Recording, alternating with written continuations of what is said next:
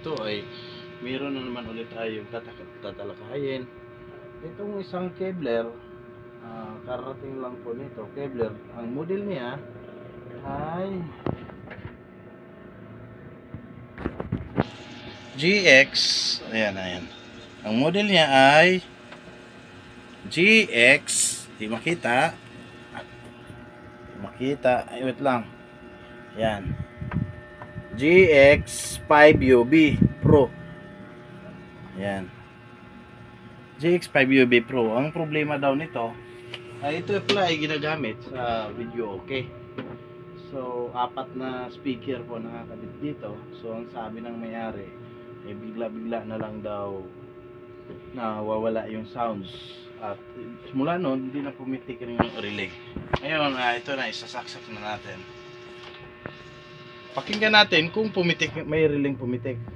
Lapit. Pag unatin dito, pakinggan natin kung may relay.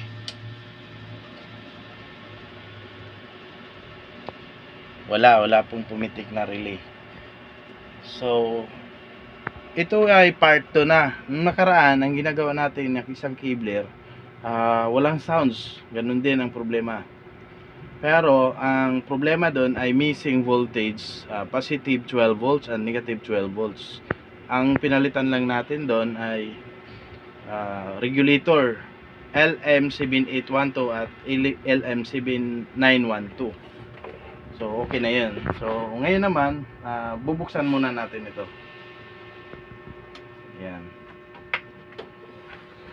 Buksan muna natin.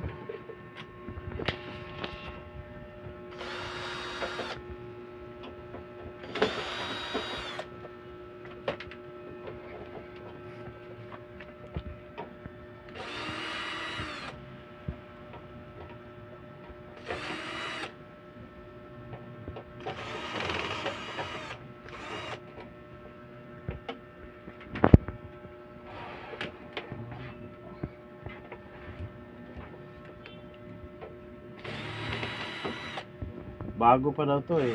Pasok pa daw to sa warranty, kaso lang decide ni customer na mas maganda dito na lang sa shop dalhin para mabilis.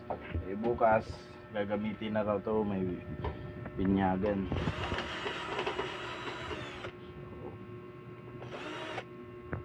Rush.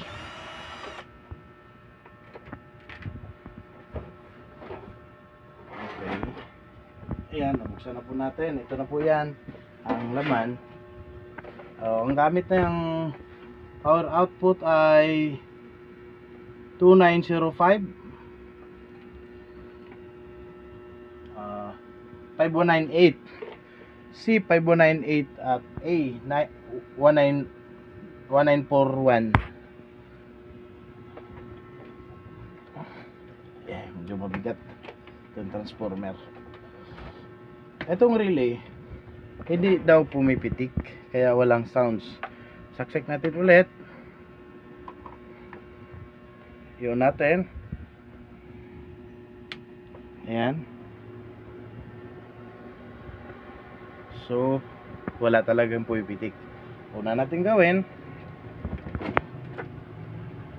sukatin natin yung supply. Ayan, ito yung tester natin. Itong hanapin natin yung positive 12 and negative 12 dito. Nandito lang yun. Itong body ground at ito yung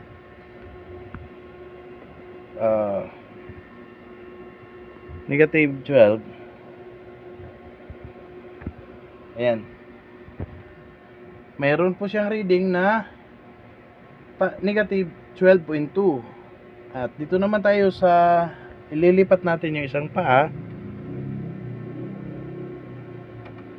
So meron tayong positive 0.1. So present po siya.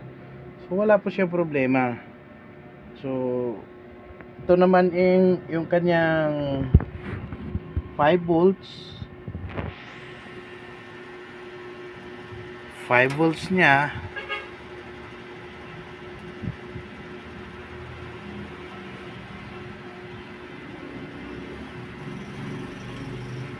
Kita.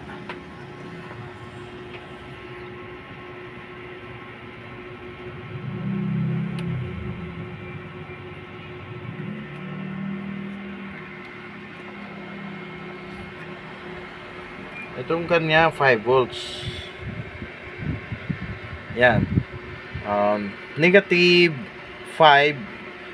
O bago baliktad natin. Ayan, meron siyang positive 5 volts DC. So, okay, kumpleto.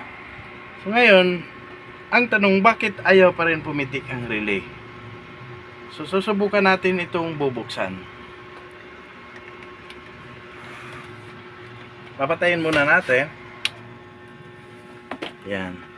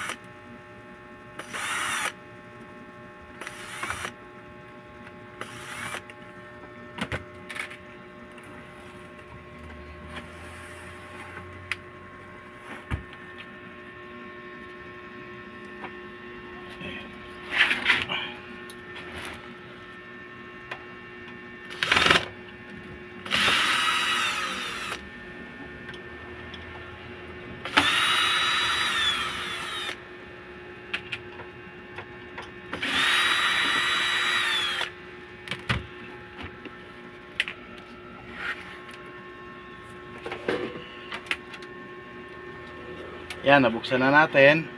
Ito na yung kanyang resulta. Ayan. Ganyan po yung likod niyan.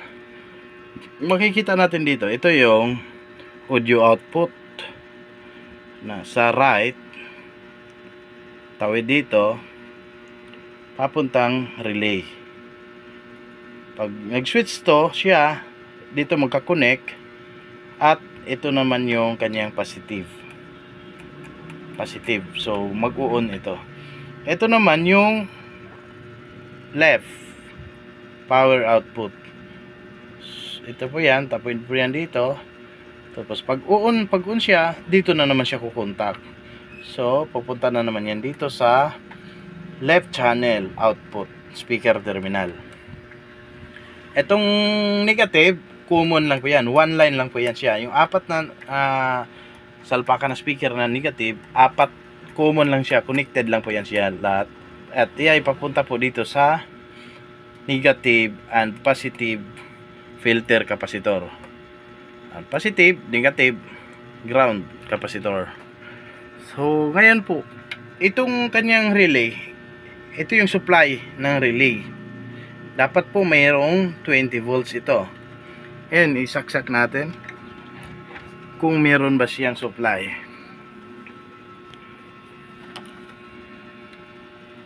Yan, i-on natin. So wala pa talagang pumipitik. Ayan, hindi siya pumipitik dahil 0 volts. So wala talagang voltahe. Dapat mayroon ditong 20 volt, positive 20 volts. So wala, yung tester, klaro. Yan, wala po siyang 20 volts. Wala po siyang positive 20. Yan, 0. So ang gagawin natin, itong IC na to, papunta yan dito sa mismong, itong paa ng relay, yung supply positive, papunta yan dito sa connection na yan, dito sa IC input. IC output positive. Ito namang negative, papunta rin yan dito sa, ayan, ito papunta dito sa relay, IC sa output negative. Ito naman yung unang paa, ito yung protect niya, ng dalawa, tatlo, yan yung protect. So ngayon ang gagawin natin yan, dahil zero ang, wala tayong marireading, yan, dahil wala tayo, ilapit mo pa, parang yan, dahil wala siyang marireading. So yan ang gagawin natin, i-off natin muna to. So wag natin kalimutan yung filter capacitor, kailangan i-discharge natin yan. Yan, mayroon pa siyang 10 volt, mayroon pa siyang 10, 11. So kailangan wala na siya voltahe bago tayo maghinang sa board. Yan, wala na. Sa kabila naman, yan, meron pa 11. I-short natin yan. Idikit natin ang dalawang paa ng tester. Yan, idikit natin dalawang paa. Yan, nag-discharge na yun. Yan, okay, wala nang voltahe. So subukan muna natin i-hang itong protect ng IC. Makikita natin dito yan, yan, yan, makikita niya yan. Sa mga kibler mayroong IC nagko-control dito sa relay. Yan, ganyan, halos lahat ng kibler mayroong ganyan. So ihang muna natin to, itong tatlo.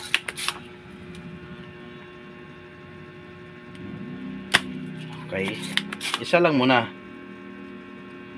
Yan. Tapos i-on natin. Tingnan natin kung may output na, may supply na.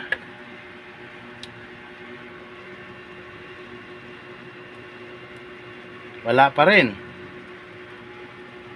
So wala pa rin. So ihang natin yung pangalawa.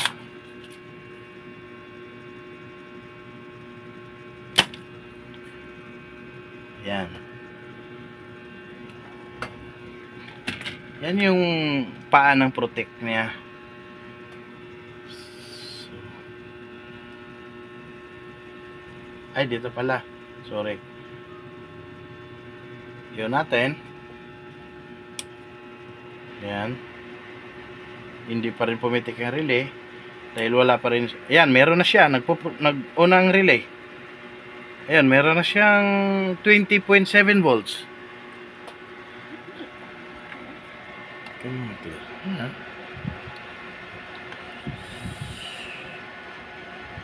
Ayan, meron na siyang 20.8 volts. Ayan, dari naman. So, ang dalawang protect, ihang lang natin. So, okay na siya. Ulitin natin i-off. Tapos i-on natin ulit.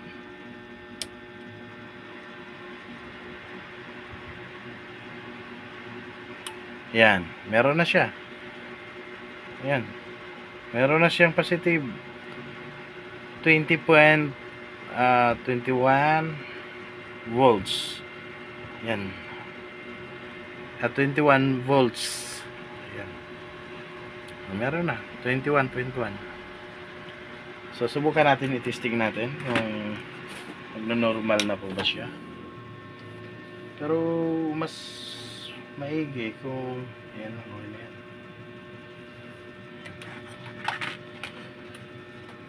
Testing natin. Dahil pumitik na yung relay.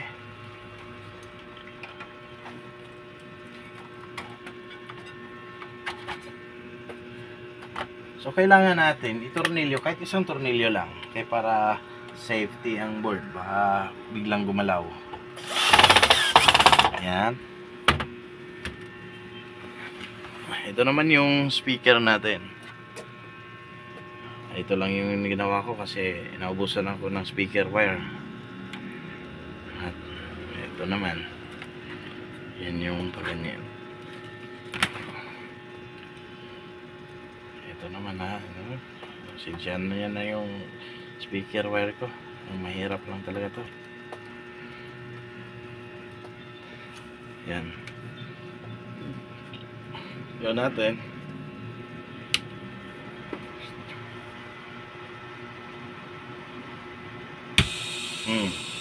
Nag-on na siya. So sa source A tayo, input, ipunta tayo sa Bluetooth.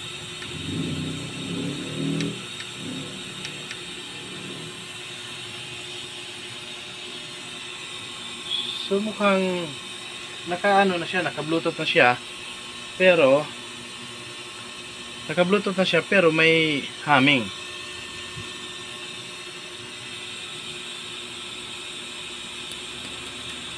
Kailangan mawala 'yun.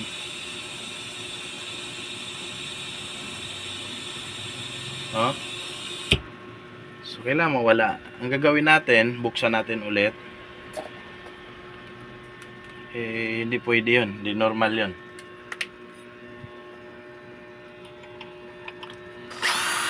Mukhang mayroon siyang nasasagap na signal. Itong pangatlo, kasi may mataas ang frequency nito. Itong nahang na natin dalawang protect kanina, so ihang din natin itong pangatlo. Yan.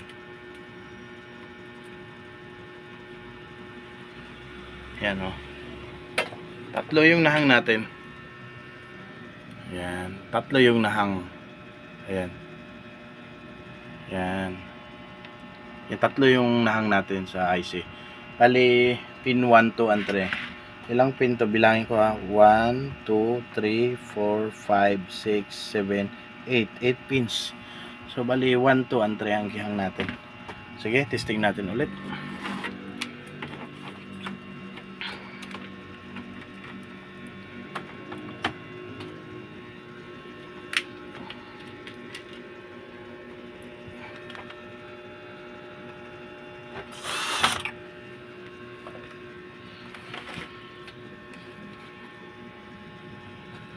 Speaker positive, speaker negative.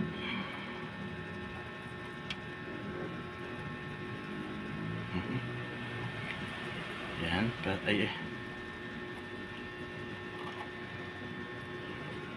Tapos dito naman yung isa, yung right. Ito naman yung right, positive to, negative to. Huwag niyong gayahin yung ginagawa ko na to ha, kasi pang testing lang to. Mag-iinit po yan pag yan ang ginagamit, mag-iinit, malulusaw po yung speaker terminal. Yan. Okay, on ko na po.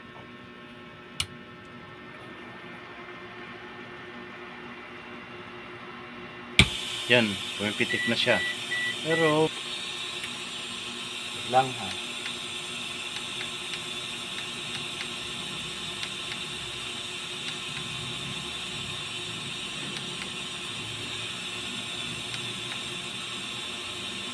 Yung Bluetooth. Iyon natin yung Bluetooth. Naka-Bluetooth tayo. Tapos ko muna. Okay, i-on ko yung Bluetooth ng cellphone. Ayan.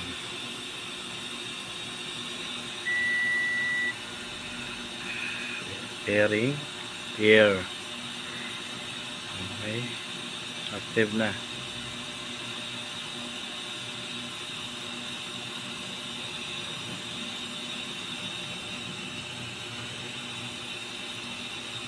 Dito tayo sa magandang music. Ataw disco. Viral.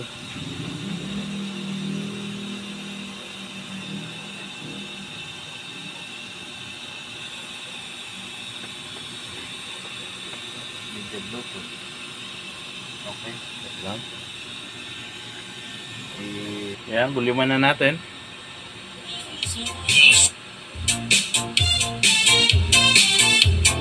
Yan, okay na siya.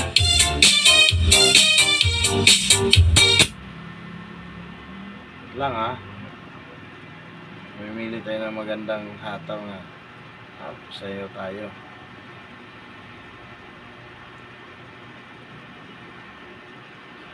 Mag-search tayo ng magandang music. Puso sa amin. Yan.